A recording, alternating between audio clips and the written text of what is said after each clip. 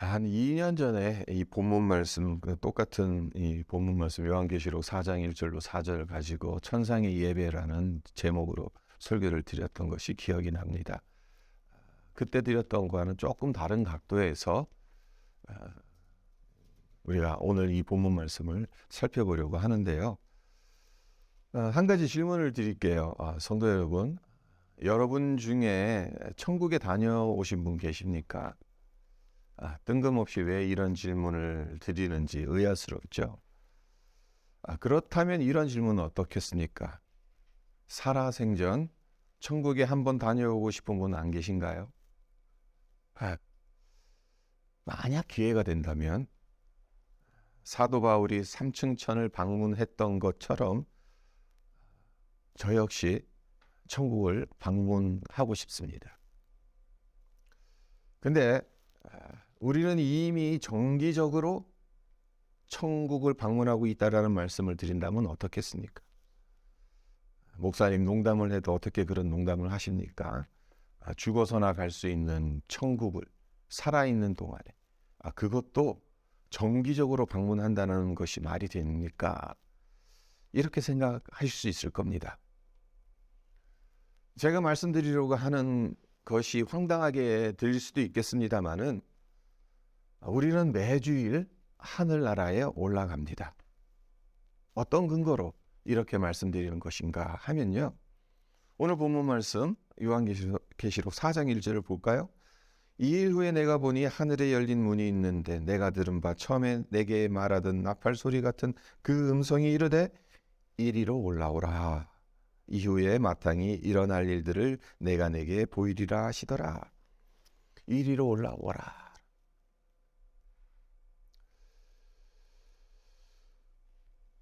사도 요한에게 하나님께서 하늘나라로 올라오라고 부르셨어요. 하늘나라, 어떤 곳입니까? 하나님의 영광으로 가득 찬 곳이죠. 그리고 하나님의 영광은 아무나 볼 수가 없습니다. 하나님의 영광을 보는 사람은 다 죽습니다. 그런 하늘나라를 사도 요한에게 하나님께서 공개하시고 초청하고 계시는 겁니다. 네, 이 말씀이 사도 요한에게만 적용되는 것일까 한번 생각해 보자는 겁니다. 사도 요한은 환상 가운데 하늘나라를 경험을 했죠. 하늘나라의 천상 예배를 경험했어요. 근데 우리 역시 그 자리에 있을 수 있다는 겁니다. 하나님은 예배 드리러 나오는 이 시대 성도들에게도 동일한 초청을 하신다는 겁니다. 하늘 문을 여시고 하늘의 영광을 보여주시고자 한다는 것입니다. 그렇습니다. 하나님께 예배드리러 나오는 이 시간, 하늘 보좌에 앉으신 하나님께로 나오는 시간입니다. 우리의 몸은 여전히 한정된 공간과 시간에 묶여 있지만 우리의 영은 하늘나라에 올라가서 천상의 예배에 참석할 수 있습니다. 예배를 자칫 잘못 생각하면 하나님으로부터 무언가를 받기 위해서 나오는 것 정도로 여기가 쉬워요. 기복주의적이고 나 중심적으로 예배를 드리는 게 아니라 보기 쉽습니다. 예배의 목적을 은혜 받는 것으로 착각해서 은혜 받지 않으면 오늘 예배 별로였다라고 말하기 쉽습니다. 물론 예배 가운데 은혜를 받아야 합니다. 예배의 감격과 감동이 넘쳐나야 합니다. 하지만 주객이 전도되어서 예배가 우리를 위해 존재해야 한다는 생각은 하지 말아야 하는 거죠. 예배는 철저하게 하나님 중심적이지.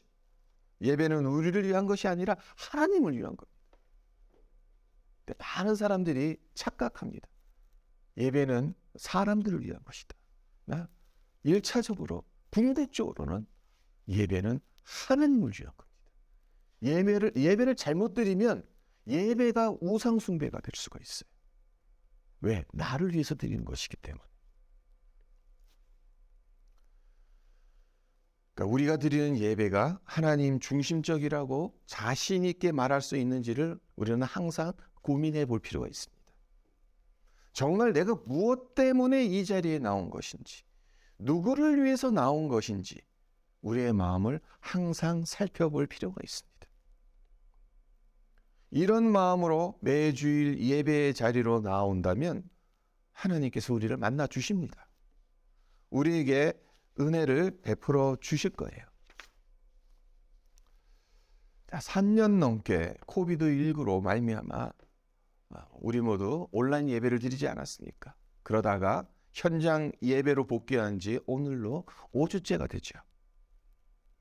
현장에서 예배 드리는 것이 이렇게 귀하고 소중한 건지를 우리는 경험하고 있지 않습니까? 비록 우리 교회가 학교 강의실을 빌려 쓰고 있어도 멋지고 세련된 분위기에서 예배 드리는 것이 아니어도, 많은 사람들이 모이는 것 아니어도 함께 모여 하나님께 예배 드릴 수 있다는 것 자체가 얼마나 감사한 것인지를 새삼 느끼고 있지 않습니까? 주일마다 드리는 이 예배가 하늘의 영광스러운 보좌 앞으로 우리를 부르시는 하나님의 초청임을 깨닫고 경험하는 우리 모두가 되었으면 좋겠습니다. 그렇다면 어떻게 해야 하늘 보좌에 앉으신 영광의 하나님을 만날 수 있겠습니까? 2절에 그 답이 있습니다. 2절을 보시면요, 내가 곧 성령에 감동되었더니 보라, 하늘의 보좌를 베풀었고 그 보좌 위에 앉으신 이가 있는데, 사도 요한이 성령에 감동되니까 하늘 보좌에 앉으신 하나님을 보았다라고 말합니다. 그전에도 지금 환상 가운데 있어요. 환상 가운데 주님께서 하신 것들을 보았어요. 네, 성령이 감동되니까 하늘 문이 열린 것을 봅니다. 그리고 그 열린 문 위로 자신의 영이 올라가서 천상의 예배를 목도하게 되는 거죠. 그렇습니다. 성령께서 우리를 감동하셔야 해요. 그래야 믿음의 눈이 열려져서 지금 우리가 예배드리고 있는 이곳이 단순히 학교 강의실이 아닌 영광의 보좌에 앉으신 하나님 앞에 있다라는 것을 발견할 수 있는 것입니다. 사도 요한이 성령에 감동되어서 본 하나님의 영광, 어떻게 묘사하고 있습니까? 3절을 볼까요? 앉으신 이의 모양이 벽옥과 홍보석 같고 또 무지개가 있어 보좌들에 둘렀는데 그 모양이 녹보석 같더라. 벽옥은 찾아보니까 제스퍼더라고요. 그리고 홍보석은 루비고, 그리고 녹보석은 에메랄드로. 제스퍼, 루비, 에메랄드. 오늘날이야 그리 어렵지 않게 구할 수 있는 보석들입니다. 하지만 사도 요한의 시대만 해도 구하기 힘든 보석들이었을 겁니다.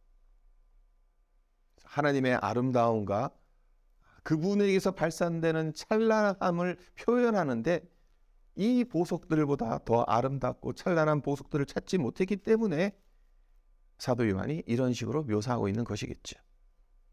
그런데 하나님의 영광을 묘사하는 데 있어 이 보석들로 충분하겠습니까? 그 어떤 화려하고 아름다운 보석이 있다 한들 하나님의 위엄과 영광을 표현할 수 있겠습니까? 없습니다. 언젠가 여러분께 말씀드렸던 간증인데요. 벌써 15년이 지났네요.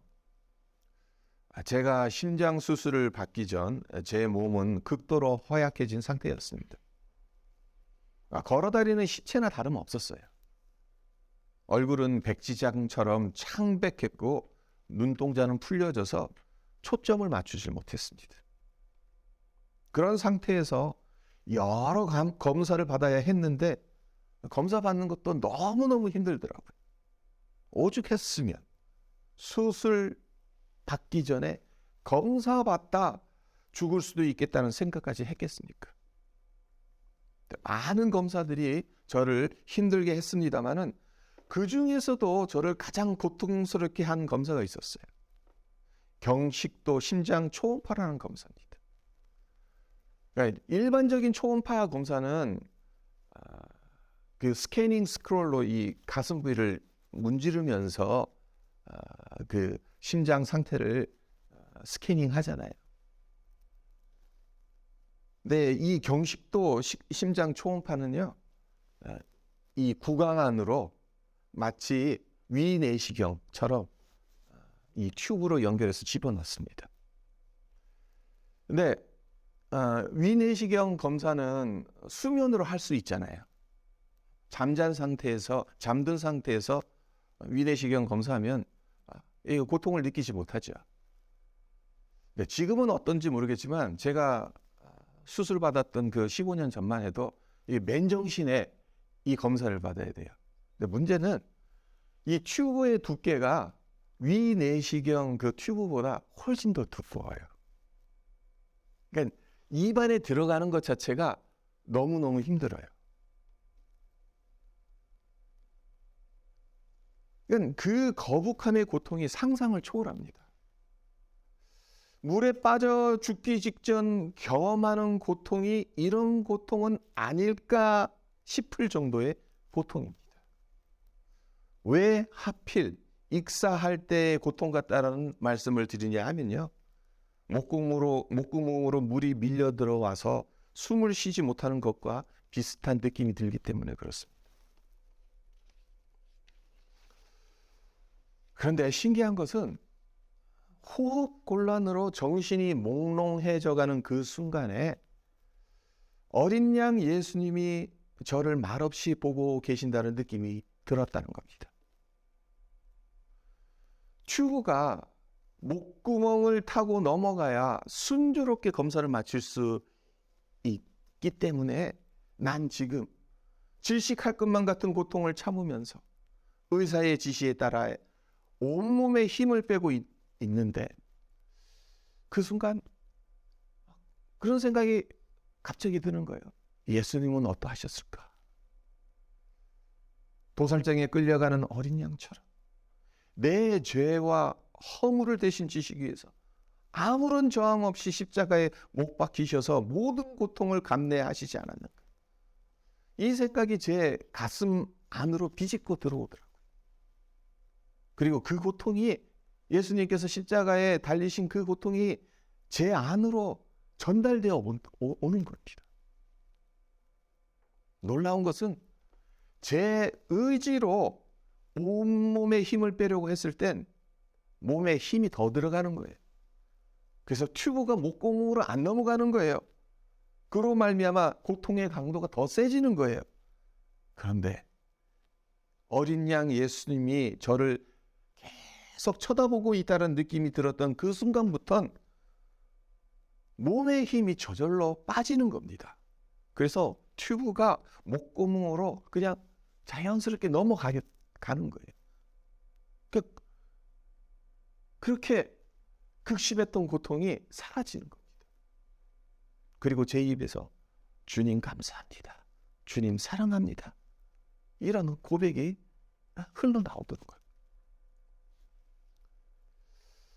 그때 성령께서 저를 강하게 붙들어 주시고 감동하셨다는 것을 전 굳게 믿습니다.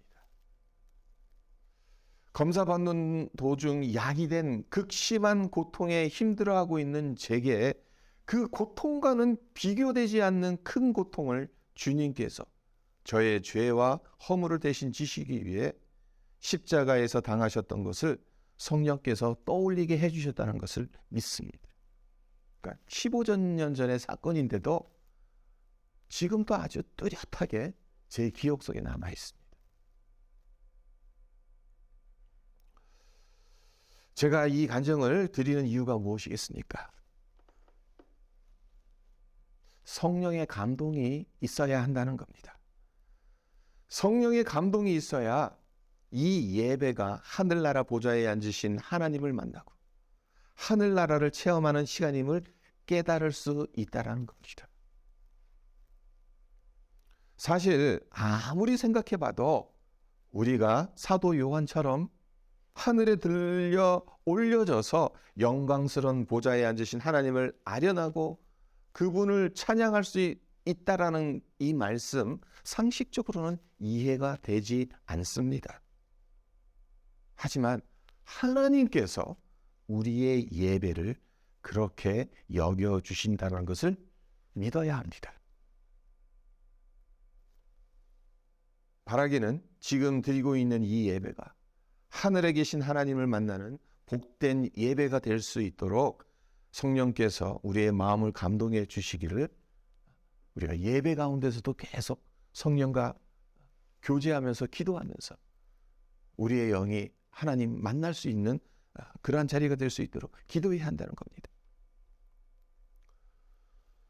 오늘 본문 말씀에서 한 가지 더 살펴볼 것은 사도 요한이 성령의 감동으로 하나님의 보좌를 봤습니다. 네, 하나님의 보좌만 본 게 아니죠. 4절을 볼까요? 또 보좌에 둘러 24 보좌들이 있고 그 보좌들 위에 24 장로들이 흰 옷을 입고 머리에 금관을 쓰고 앉았더라. 그러니까 24 장로들이 흰 옷을 입고 머리에 금관을 쓰고 보좌에 앉아 있는 것을 성령의 감동으로 보았습니다. 24 장로는요, 구약 이스라엘 12지파 그리고 신약의 12사도 합쳐서 24 장로다라고 많은 성경학자들은 해석을 합니다. 그러니까 궁극적으로 구약 교회 그리고 신약 교회 다 합쳐놓은 거죠. 구원받은 주님의 모든 백성을 상징한다라고 볼 수가 있습니다. 이런 점에서 24 장로들이 흰 옷을 입고 금관을 쓰고 보좌에 앉았다는 것은 우리가 드리고 있는 예배, 하나님께 영광과 찬양을 올려드리는 동시에 승리의 약속을 받는 시간이라는 의미이기도 하다는 겁니다. 에베소서 2장 5절과 6절을 보면 사도 바울 역시 이와 비슷한 말을 합니다. 허물로 죽은 우리를 그리스도와 함께 살리셨고 너희는 은혜로 구원을 받은 것이라. 또 함께 일으키사 그리스도 예수 안에서 함께 하늘에 앉히시니. 구약 신약 백성들 모두 다 주님께서 하늘의 보좌 위에 앉혀주신다라는 말씀입니다. 네, 그리고 그것은 보좌에 앉혀주신다 그 말씀은 결국엔 우리를 승리케 하신다라는 약속이기도 하죠. 시편 총 150편, 시편을 여러 종류로 구분할 수가 있어요. 고난 중에 하나님의 도우심을 바라는 애원시, 대적의 공격 앞에 하나님께 탄원하는 탄원시, 성전에서 부르던 찬양시, 슬픔의 곡조로 쓰여진 애가, 그리고 하나님의 주권을 노래한 지혜시 등등 수많은 종류로 나눌 수 있어요. 근데 참 신기한 것이 하나 있습니다. 종류가 달라도 뭐 탄원시, 애원시, 지혜시, 찬양시, 애가 그 다양한 종류 시편이 그렇게 다양하게 많은 종류들을 갖고 있는데도 결론은 다 똑같다는 겁니다. 탄원시가 됐던 애원시가 됐던 찬양시가 됐던 애가가 됐던 그 모든 시편의 결론은 똑같다는 겁니다. 바로 하나님을 찬양하는 것이고 하나님께 감사를 드리는 것이고 하나님 앞에 나와 애타는 심정을 토로하는 것 외에는 다른 어떤 것도 할 수 없는 상황이든 고난과 절망 중에서 눈물로 호소할 수밖에 없는 상황이든 나의 길을 순탄케 해주셔서 주님의 인자하심과 진실하심을 찬양하던 상황이든 시편의 결론은 한결같이 나의 반석이고 요새시고 피난처가 되어주셔서 나를 지켜주시고 인도하시고 함께해 주시는 하나님을 찬양하고 감사드리는 것입니다. 어떻게 모든 시편이 종류가 다른데도 이런 동일한 결론을 내릴 수 있는 것이겠습니까? 다윗을 위시해서 많은 시편 기자들, 인생의 쓴맛을 본 사람들입니다. 그런 그들이 실패한 것처럼 보이고 소망 없는 것처럼 보이는 상황에서도 하나님께 감사하고 하나님을 찬양할 수 있었던 비결은 금관을 머리에 씌워주시고 의의 옷을 입혀주시며 승리의 상을 차려주시는 하나님을 믿음의 눈으로 보았기 때문 아니겠습니까? 그렇습니다. 믿음을 절망이라는 황무지에서 꽃을 피우는 백합화와도 같다라고 정의할 수 있습니다. 믿음은 사나운 풍파로 인생의 배가 곧 가라앉을 것 같은 상황 한가운데에서도 주님께서 함께 해주시기 때문에 평화로다 하늘 위에서 내려오네라는 찬송을 부를 수 있게 해줍니다. 우리가 매주일마다 나와서 드리는 이 예배는 장례식이 아닙니다. 혼인잔치입니다. 예배는 고단한 삶에 찌들어서 어깨가 축 늘어지고 얼굴에 수심이 가득 찬 패배자의 자리가 아닙니다. 삶이 나를 힘들게 할지라도 하늘에 계신 주님의 영광 앞에 서며 주님께서 마련해 주신 보좌에 앉을 수 있는 승리자의 자리라는 것입니다. 주님께서 쓰신 가시면류관 때문에 우리 머리에 금관이 쓰여졌습니다. 주님께서 흘리신 보혈 때문에 우리의 죄와 허물이 깨끗이 씻겨진 흰 옷을 입게 되었습니다. 이것을 성령의 감동 가운데 믿음으로 바라보는 우리 모두가 되시기를 바랍니다. 그래서 예배를 드릴 때마다 우리가 처한 형편과 상황이 어떠하든 간에 승리의 노래를 부르시기를 기원합니다. 우리는 하나님께 예배 드리는 자들입니다. 좁은 공간에서 소수의 사람들이 모여 화려하지 않는 예배를 드리고 있지만 성령의 감동을 받아 하늘 보좌에 앉으신 하나님께 나아가고 주님께서 마련해 주신 의의 옷 금관을 쓰고 보좌에 앉아 승리의 노래를 부를 수 있는 자들입니다. 그러하니 성도 여러분, 매주일 이 자리에 나올 때마다 자긍심을 가지시길 바랍니다. 일주일에 한 번 하늘나라에 방문해서 영광의 보좌에 앉으신 하나님을 만나 그분께 경배하고 주님께서 친히 마련해 주신 승리의 보좌 위에 앉아 하나님께 영광 올려드리시기를 주님의 이름으로 축원드립니다. 잠깐 기도하겠습니다. 하나님 아버지, 우리가 매주일마다 주님 앞에 나와 예배를 드립니다. 참 좁은 공간에서 단순하기 그지없는 예배 순서에 따라 우리가 예배를 드립니다. 그러나 하나님 보시기에 성령의 감동을 받는다면 이 좁은 공간에서 적은 무리가 모여서 드리는 아주 조촐한 그런 모임 같아 보이지만 우리의 믿음의 눈이 열린다면, 성령의 감동으로 우리의 믿음의 눈이 열린다면 천상에서 영광의 보좌에 앉으신 하나님을 아련하고 하나님께 경배하는 것임을, 그리고 주님께서 친히 베풀어 주신 금관을 쓰고 의의 옷을 입고 보좌에 앉아 승리의 노래를 부를 수 있는 그 자리인 것을 하나님 우리가 예배 때마다 보게 하시고 느끼게 해주시고 경험하게 해주시옵소서. 성령의 감동 안에 천상의 예배가 우리 가운데 있음을 우리가 볼 수 있게 하여 주시옵소서. 그래서 아무리 힘들고 지치고 분주한 일상 가운데 놓여져 있다 하더라도, 이 세상이 우리를 아무리 힘들게 한다 할지라도 하늘에서 내려주시는 그 은혜들, 그 평안들을 마음껏 누리며 하나님 우리가 달려갈 그 믿음의 길을 온전히 달려갈 수 있도록 함께하여 주시옵소서. 감사드리며 예수님의 이름으로 기도합니다. 아멘.